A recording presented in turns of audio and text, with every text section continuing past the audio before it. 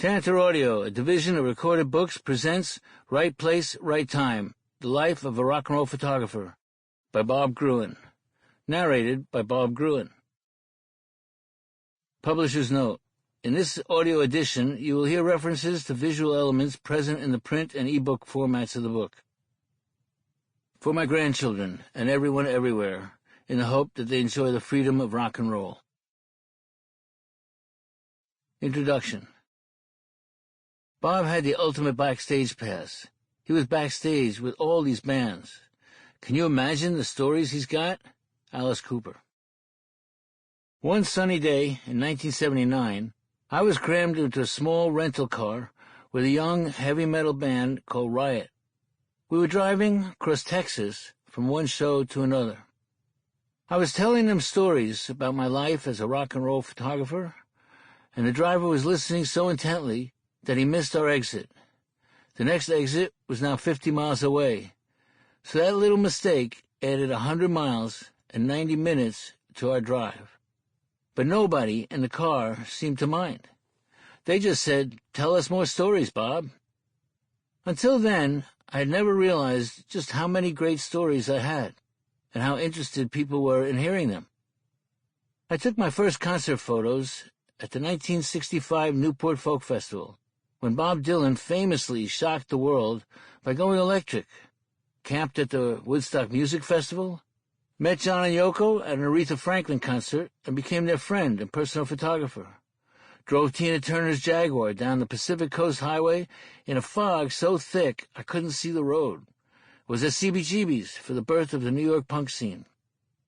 I documented Salvador Dali making the world's first moving hologram of Alice Cooper, became friends with the notoriously wild Keith Moon, drummer for The Who, toured with the ever-colorful New York Dolls, rode the bus with the Sex Pistols for their ill-fated American tour, and took pictures of Led Zeppelin members posing like rock gods in front of their jet plane. And those were just some of the stories up to that day in Texas in 1979. Since then, I've collected a lot more, having a long and hopeful conversation with John Lennon just 2 nights before he was murdered, living for close to a year in Japan and connecting with the rock scene there, flying with Green Day in their private plane, and hosting Joe Strummer on my couch. Just about every music fan knows my photos. They've seen them for years on album covers and posters, in books and magazines, in art galleries and museums. Some of them are iconic. The picture of John Lennon in the New York City T-shirt, The Clash on a rooftop with the Empire State Building behind them, the Ramones in front of CBGB's, Tina Turner whirling across the stage. The history of rock and roll is captured in my archive of many thousands of images, more than half a century of rock culture told in one classic image after another. Those photographs, however, show you only what I saw. Right Place, Right Time is about how I grew as a person, from a young kid with no particular agenda, with a camera and a passion for capturing the moment, to a professional photographer witnessing the evolution of generations of musicians who have come and gone, never quite made it or succeeded beyond their wildest dreams. For me, this book is not just about rock and roll. It's about freedom, the freedom to express your feelings out loud. My focus has always been to communicate that sense of freedom, the passion and the desire to be fully in the moment. Tommy Ramone once said that in order to create a successful rock and roll band, the image and the sound must gel. Punk author Legs McNeil, Please Kill Me, concurred. You have to have a great song, but you also have to have a great image to go along with it.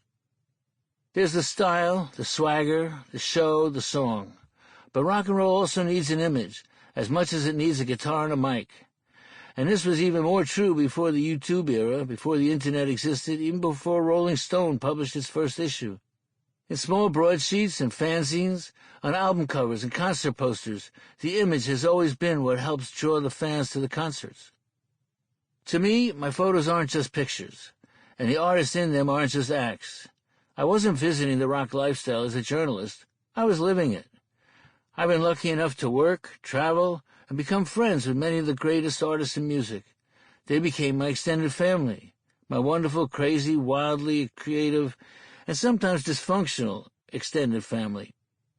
Like any family, we've had our ups and downs, experienced one another's triumphs and tragedies, and attended one another's weddings, birthday parties, and funerals. I've lost some of my most inspiring friends: John Lennon, Joe Strummer, Giorgio Gomelsky, Joey Ramone, so many, too many. But I made new ones as well: Billy Joe Armstrong, Supla, Jesse Malin, the unofficial mayor of the Lower East Side. Because these people are my family, my stories about them aren't the usual ones. I know them as wildly talented, three-dimensional, and often perfectly ordinary people. My career has given me an intimate perspective that I hope comes through here. I reflect on taking the first photos of John and Yoko's baby, Sean, going shopping with Tina Turner, and watching her cook dinner for her kids, sitting at the bar in CBGB with Johnny Rotten right after the Sex Pistols had broken up. And I'll never forget Debbie Harry kissing me on New Year's Eve in 1979 in Glasgow. All the time I hear from young people, I want to follow my dream. In Right Place, Right Time, I'll share what following one's dreams means to me. It means believing in yourself, giving up security, and taking chances.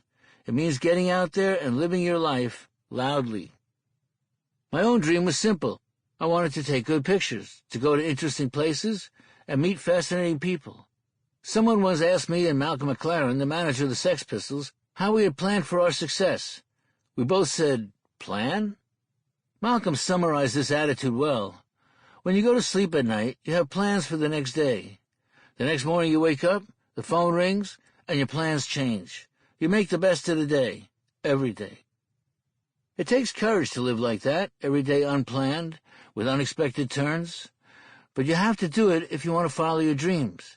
It's a matter of being in the right place at the right time, and then you have to do the right thing. That isn't something you can plan. You have to follow your instincts and try not to second-guess yourself. That is how I've always lived my life. Growing up in a typical suburban home on Long Island in the 1950s, I saw Elvis on television and listened to rock and roll on Murray the K's Swingin' Soiree, an all-night radio show that I tuned into under the covers in bed, with my parents sound asleep in their room next door. My twin passions, music and photography, were born at the same time. By the age of 5, I was spending hours in the darkroom with my mother, an attorney who was an amateur photographer. I got my first camera when I was 8, and I had my first picture published in a local newspaper when I was 13. Still, in my house, photography was considered a hobby, and in the wider world, rock photography didn't exist. My parents expected me to graduate from college, get a secure job as a businessman, start a family, and live the American dream. Instead, I dropped out of college at 19 and moved to Greenwich Village in 1965. I did not have a career plan. My plan was to turn on, tune in, and drop out and live with a rock and roll band. So that's what I did. I arrived in New York City as a naive young man, ready to start having adventures and learning the ways of the city. There were some very lean years, but I could survive on 25-cent hot dogs and a $1 bottle of wine. At the time I started, and really for most of my career, photographers were servants in the music business, merely there to provide adequate images of an event. Their identities inconsequential. If I wasn't there to pick up the phone when someone called, then they just called the next photographer on the list. The competition was fierce. My career advanced one contact and opportunity at a time. I'd go to a concert, then to a few clubs, check out what was going on there, then to an after party or perhaps another late-night club. But I took my camera with me everywhere. Then I'd go home driving along the Hudson River at sunrise and head straight into the darkroom and develop my rolls of film. After a short lie-down, I'd make prints and take them around to the magazines and record companies. And then, that night, I'd go out and do it again, and repeat the whole cycle. I did that for decades. Following your dreams is hard work. I owe a lot of my success to the fact that many of the musicians I met and photographed considered me a friend. As Yoko Ono said of me, John and I felt he was sensitive. In those days, photographers were all so pushy, and he wasn't. His photography shows what his character was, and that's what's so beautiful about it. I put my camera down when someone didn't want their picture taken, and I never gave much direction. Some of my best pictures are of musicians in a dressing room or at a party, the backseat of a car, or on the street. I got those pictures because I was out there, all the time, open to chance, to the moment, to letting things unfold, and they were relaxed enough around me to be themselves. Bob's best pictures are the ones off stage, Iggy Pop said. They're important for what they document about the interaction between the people in them. You get a lot of information about either what these people were really like or what games they were playing. And my passion for music and for the people who make it comes through in my pictures. They're not always technically perfect. Sometimes the focus is soft or the figure is blurred, but the feelings are clear. I want to capture the spirit and the passion of the moment. I'm in my early 70s now, and I still go out most nights, happy to be sober and hang out and photograph old friends and new. I know I've changed over the years, but the passion that I started with for capturing the moment is as alive within me as it ever was. And the drive to keep going, to keep photographing, keep documenting the world in which I live my life remains undiminished. I still get as excited looking at a newly taken photograph as I did when I was younger. I still feel a shot of adrenaline when I look at a particular image and think, that's the one. Chapter 1. Where It All Began. Donovan and Joan Baez, Bob Dylan. In July 1965, the Newport Folk Festival was the place to be. As Bob Dylan said, the times they were a-changin', and folk music spoke to young people who wanted to be a part of that change. American combat troops had just been sent to Vietnam that March, and thousands of young war protesters marched on Washington. At the same time, the Reverend Martin Luther King Jr.'s Freedom Marchers were attacked by police and state troopers in Alabama. It was a tumultuous time, and music, not just folk and rock, but R&B, jazz, everything reflected that. And I was just one of the millions of kids who wanted a front row seat for the revolution. That April, I got a minimum wage job at the World's Fair in Flushing, Queens, selling film and flashbulbs. I just moved into my first apartment in Manhattan, in the area below Houston Street that's called Soho now, but was part of Little Italy back then. So I was just one among the thousands who saw the list of performers who were going to be at Newport and really wanted to be there. I was already into folk music, or at least I had an acoustic guitar that I could strum, and I sang songs by Bob Dylan, Pete Seeger, Phil Oakes, and others, all of whom were going to be at the festival, along with Joan Baez, Donovan, Mississippi John Hurt, Buffy St. Marie, and Peter, Paul, and Mary. The music spanned the folk spectrum. While some of the performers sang traditional folk songs, others, Pete Seeger, Joan Baez, Buffy St. Marie, performed their own compositions, new, topical songs that spoke to the changing times. And why? Because they sensed, as we the audience sensed, that music mattered. If you wanted to send a letter, you used the mail. If you wanted to deliver a message, you set it to music. And Newport was where everyone would hear that message at the same time. I just had to be there, but I couldn't afford tickets, which I think were $5 a night. I had no connections to the music press, no musician friends who could put me on a guest list, no reason at all to receive any kind of preferential treatment. What I did have was a friend of my mom's who ran a public relations firm who was willing to give me a letter saying I was there to represent them. It was a long shot, and it was not true. His company had nothing to do whatsoever with music. But with the optimism of youth and that letter in my hand, I quit my job at the World's Fair, and because I couldn't afford film any more than I could afford festival tickets, I stole a pack of 20 rolls of film on my way out. Around 100,000 music fans descended on the quaint seaside town of Newport, Rhode Island, on the weekend of July 22 to 25. Thousands of them camped out on the beach, and that's where I pitched my tent too. When darkness fell, cold winds swept across the water, and I was chilled in my suede jacket, jeans, and cowboy boots. People built bonfires to crowd around, and we would gather for hootenanny sing-alongs. Becoming a part of the crowd was easy. Actually getting into the festival was a little more complicated. I made my way to Fort Adams State Park, where the festival was staged, and presented my letter at the press office. Obviously, they had never heard of me, or the company I claimed to be representing. Their first reaction was to turn me away. But I remember something my mom had always said. Never take no for an answer. Instead, it can be the beginning of an interesting conversation. I was persistent, and they were very busy, with all the other journalists and photographers demanding their attention, and they finally agreed to give me a photo pass, and that was it. I was in. Camera at the ready, I was free to roam wherever I chose. The audience was already in position, thousands of folk fans facing the stage in rows of folding chairs. Comparing that vision to the scene a year or two later, it was a very staid event. The hippie scene was barely beginning. Guys were starting to grow their hair a little longer, but they were still wearing shirts with collars like the Beat Generation, khaki pants and tweed sports jackets. T-shirts wouldn't become ubiquitous for a few years yet. The girls were wearing their hair long too, but straight down their shoulders and backs. They wore loose-fitting tops and jeans. None of them looked like proto-revolutionaries, but their hearts and their voices were already in the right place. With my pass in hand, I was able to go backstage, where I saw Buffy St. Marie playing an acoustic guitar, singing her anti-war song, Universal Soldier. I stopped dead, just watching her. I was a huge fan. I knew all the lyrics, and when she saw me mouthing the words, she smiled and invited me to sing along with her. But I couldn't. I was too stunned. To me, Buffy St. Marie was the sexiest person at the entire festival. I just stood there, awestruck. But I got good pictures of some of the performers, though. Pete Seeger, Ronnie Gilbert, Donovan, Joan Baez. Then it was time for the star of the festival, Bob Dylan. His rock and roll, not folk, album, Bringing It All Back Home, had been out since March and had long since sent shockwaves through the folk music scene. Rockin' songs like Maggie's Farm and Subterranean Homesick Blues had very little to do with folk music, but his lyrics were as sharp as ever, sharper, in fact. I was completely enthralled.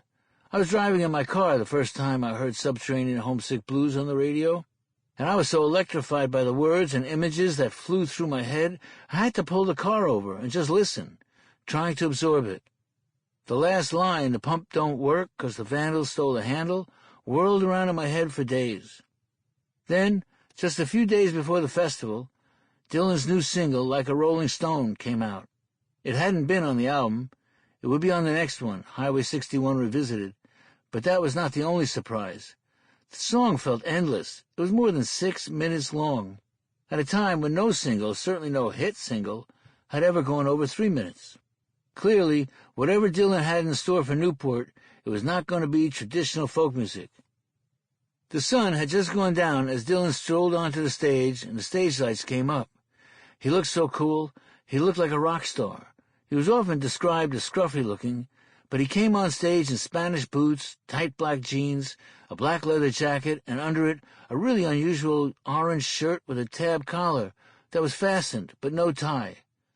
You have to understand, that in itself was an act of rebellion. Nobody wore a tab collar without a tie. Nobody but Bob Dylan. It looked so wrong, but on him it just looked right. In fact, the outfit might have been the thing that put off the folk fans in the audience even before he started playing. That and his stance. He looked like a rock and roller. As he and his band, a pickup group mostly comprised of members of the Paul Butterfield Blues Band, played the long, jangly Like a Rolling Stone, about half the crowd started booing, while the other half was cheering. Then they got to yelling at one another. It was chaos. Nothing like this had ever happened at Newport. Butterfield and the Chambers Brothers had already played an electric set of traditional blues, and everybody liked them. But for Dylan to do it, that was sacrilege. Dylan, clearly upset, stopped playing and left the stage. I headed around to one side. Peeking through the fence that stood around the backstage area, I watched as Peter Yarrow of Peter, Paul and Mary pushed an acoustic guitar into Dylan's hands and begged him to go back out and play some of his old hits to mollify the crowd. He did go back out to sing Maggie's Farm, and fittingly, It's All Over Now, Baby Blue, a familiar ballad that calmed the crowd down. But the damage had been done. The folk scene was never the same after that night. The times really were a-changin', and I think everybody there felt it. The message that Dylan once sang quietly with an acoustic guitar was now being shouted out above a loud, driving rock and roll beat, and the mostly clean-cut crowd simply didn't know what to do with it. To me, it was clear that Dylan was announcing that the folk music of America was now rock and roll, and that the young generation wasn't going to be quiet and polite anymore. The night Dylan started rocking out on stage, Sunday, July 25th, 1965, was also the start of my life as a real rock and roll photographer. Luck and timing would forever play big roles in my career, never bigger than being at the festival on that night. Dylan changed a lot of people's worlds, but he changed my life. He showed me what was possible if he just went out and did it. Chapter 2. Growing Up. Mom and Dad. Great Neck Fire. As a kid growing up in Great Neck, Long Island, I'd been into photography for as long as I could remember, and I had my mom to thank for that. Both of my parents were lawyers, but my dad went into real estate, building houses, and my mom specialized in immigration. She opened an employment agency that arranged for people to come from Europe to work in America. After a recession in the mid-'50s, my dad opened a travel agency to complement my mom's business. She was also president or honorary president of a variety of different organizations, business and philanthropic. But her hobby was photography. She never took more than family photos, me and my brothers playing on the beach during vacations, visits to relatives, and so on. But she had a good eye, and she bought herself some great equipment. My family, my parents, my 3 brothers and I, lived in a suburban house, and when I was 5, my mom built a fully functional darkroom in the pantry of the kitchen. Some of my earliest memories are of the 2 of us in there in the red-lit darkness and the acidic smells of the chemical solutions of developer and fixer. She taught me how to process film and how to count off seconds while the film was developing, because you can't see a clock in the pitch dark. And I got to be very accurate at counting. My mom gave me my first camera, a simple Kodak Brownie Hawkeye, for my 8th birthday in 1953. I soon discovered I was good at taking pictures, framing, timing. Even better, it was also something that was all mine, not my older brother Richard's. In our family, he was the genius straight-A student. Photography was where I could excel. I soon took over as the family photographer, snapping photos of visits with aunts, uncles, cousins, Richard's bar mitzvah, and other family events and gatherings. I could not have known then, and these early assignments would become so important to me later. After all, taking family portraits is a lot like taking a band's picture. You have to get everybody together and in the right mood all at the same time. You have to make sure everyone is looking at the camera and is engaged with the moment. You have to make sure nobody's head gets cut off. Maybe it's not so surprising that the music world became my family. I received my first grown-up camera from my own bar mitzvah. A friend of my parents, Harry Fink, owned a large camera store, Haber and Fink, in New York City. He gave me a 35mm camera, a Kodak Pony 2, and also discounts on supplies at his store. The new camera was still rather simple, but it was far more advanced than my Brownie Hawkeye. I could focus it and set exposures. I carried that camera everywhere. I especially liked action shots. In my high school's football games, dances, anything where something was happening. Whenever I heard sirens, I'd run to see what was going on. I had a drive to see exciting things and tell people about them, to show and tell. One day in the summer of 1959, Friday, June 19th to be exact, as I was coming out of my mother's office in Great Neck near the Long Island Railroad station, I was startled and excited to see fire engines pulling up outside a burning building nearby. I got pictures of firemen climbing up a ladder to the 2nd floor, but I only had a few shots remaining on the roll, so I ran home, which was about a half a mile, grabbed more film, and sped back on my bike. A local photographer, Mike Miata, was now on the scene, taking pictures in front of the building. So he had that covered. I wanted to get the scene from a different angle, something I would do throughout my career. So I went into the 6th-story apartment building behind the one on fire. I ran up the stairs to the roof. From there, I got shots of the whole scene from above. I hurried back home, locked myself in the darkroom, developed the pictures, printed a few of them, and rushed them to the local weekly newspaper, the Great Neck Record. I'm still not sure what made me think that they'd want a picture from a 13-year-old kid. All I knew was that I had a great shot, and my age shouldn't matter. The editor liked the one shot, but he wanted a better print. I went back home again, made a new print, dodging and burning, upping the contrast, and I took it back to the editor. I gave it to him, told him a little bit about myself, and left. It was only then that I realized I felt hot. My breathing was normal. I was no longer sweating from all the biking. But it turned out that all the exertion had brought on a full-blown fever, and I would spend the next 2 days sick in bed. It was worth it. I woke up the next morning and saw my picture on the front page of the local newspaper. The caption, the photo above, was made from the apartment house behind the fire scene by 13-year-old Robert Gruen of 25 Oak Drive. Bob is in the photographic business with Stephen Rutt, 14, of 1 Wilbur Drive, a classmate of his in the 9th grade at South Junior High. He made this photo with a Kodak Pony 2 35mm camera, but he's hoping soon to have a Leica. The business part was a stretch. Perhaps that's why the copy department put it in quotes. But I was a bit of a budding entrepreneur. Steve and I had been friends since 3rd grade. He was the skinniest person I've ever known, his clothes hanging on him like a scarecrow. He was already a genius inventor, always creating the most elaborate science projects, while the rest of the class was still oohing and eyeing about the same old baking soda vinegar volcanoes. Steve and I once put together a pump, tubes, and a timer to build a rainforest where it actually rained every 20 minutes. We used to go shopping for parts on Cortlandt Street in downtown Manhattan. Before they built the World Trade Center, a lot of little Army-Navy surplus stores were there, so that's where we'd go to get vacuum tubes, capacitors, and other electronics. We became partners. I took and developed the pictures while he invented things like a strobe flash for my camera that is still the best I ever used. We called ourselves Coast Photographers, and that's how the record credited the front page photo. Mike Miata's picture, by the way, was on page 12. As it turned out, he would be the first photographer I worked for as an assistant. I continued to take pictures through high school, as well as at rallies for local political candidates. One year, when I was about 15, the images used on the campaign posters for both the local Democratic and Republican candidates were my photos. High school itself didn't interest me too much. I was considered one of the nerds. The only place I shined was in the theater group, where I was the AV guy in charge of the sound and lighting. I was also the guy who would show the movies and slideshows in your class, because I knew how the equipment worked. Music was always a part of my life growing up, but never as much more than a background. I sang along with the songs I liked. I had my favorite performers. I bought 45s like any other kid. My parents were not at all interested in music. The only record I ever remember my father liking was by the Talbot Brothers of Bermuda. And while my mom's Uncle Joe was a jazz musician, I didn't meet him until much later. I did enjoy Miles Davis. I've been a fan forever. I must have been 7 or 8 years old when I first heard him, and I was immediately swept away by his music. One of the first records I ever bought was Kinda Blue. It was so beautifully smooth, soft, and meditative, and when my school gave me a trumpet to play, I was happy. I remained a trumpeter for 3 years, until my orthodontist pointed out that the trumpet was pushing my teeth back, and I needed to wear braces.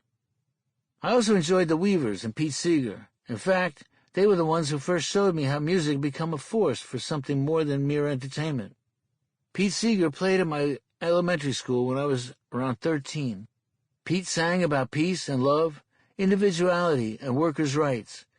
He had the audience singing along in 3-part harmony, and everyone went home smiling. Just a few days after the show, there were letters to the editor of the local newspaper complaining that the school had allowed a communist to perform. It seemed incredible to me that a simple folk singer could be accused of being a communist, of trying to subvert the system, simply for singing songs of freedom. For the first time, I found myself thinking about the incredible power of music, what it meant, what it was saying. I began to pay more attention. Chapter 3. The Emerald City. Hank Aberle and Al Lax. Justice League. One day in 1963, when I was 17, my good friend from high school, Mike Gale, came to my house with a record. He said, "You've got to hear this." When he played it, my knees went weak. I fell to the floor laughing. This guy is not a singer. What is this? I couldn't believe that Mike was so into this nasal caterwauling. Who the hell is this guy? It was Bob Dylan. Mike told me to listen to what Dylan was saying rather than the sound of his voice, and when I did that, suddenly it made sense. Dylan's lyrics soon became my Bible. He was saying things that I didn't know I felt about myself and the world until he said them. A couple of years later, in the same room, I played a Dylan song for my mother. "It's All Right, Ma, I'm Only Bleeding," was filled with dark, surrealistic imagery like disillusioned words like bullets bark, as human gods aim for their mark, make everything from toy guns that spark to flesh-colored Christ that glow in the dark. It's easy to see, without looking too far, that not much is really sacred. I don't think Mom got it, but I did.